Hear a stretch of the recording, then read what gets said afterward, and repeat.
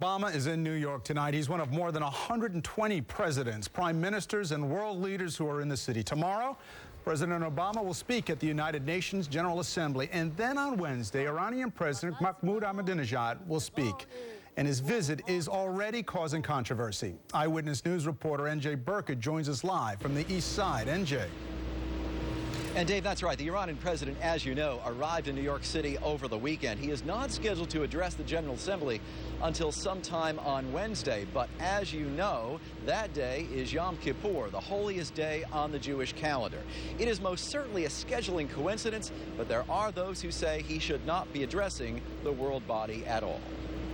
Mr. Ahmadinejad, you are very unwelcome here. Outside the United Nations, elected officials and community leaders said the Iranian president should be denied a forum here in New York.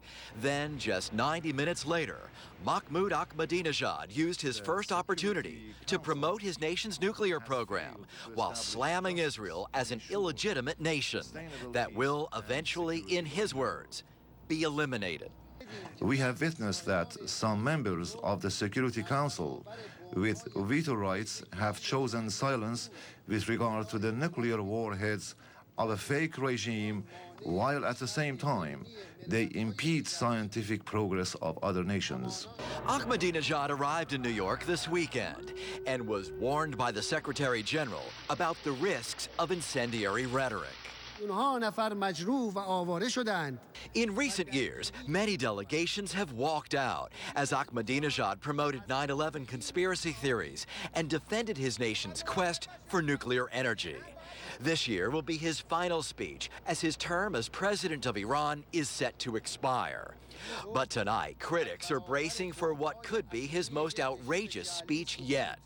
And they insist Ahmadinejad should not have been given another turn on the world stage. While we want to make sure we have a platform for hearing differing views and hearing from world leaders, when one world leader is calling for the destruction of another country, another nation, and another people, that is a call and an incitement to genocide.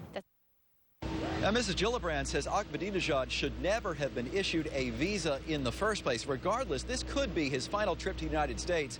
The U.S. might not be obligated to issue him a visa once his term as president expires. Live tonight at the United Nations, N.J. Burkett, Channel 7, Eyewitness News. Thanks, N.J. And as N.J. mentioned, the General Assembly means street closures. Here's a look at some of them. First Avenue from 42nd to 48th Street is closed, as well as 44th, 45th, 46th Streets from 1st Avenue to 2nd Avenue. And 49th and 50th Streets between Lexington and Park Avenue will be closed until tomorrow evening at 5. We've posted the complete list of road closures on 7 Online. You can check them out on your computer, smartphone, or tablet.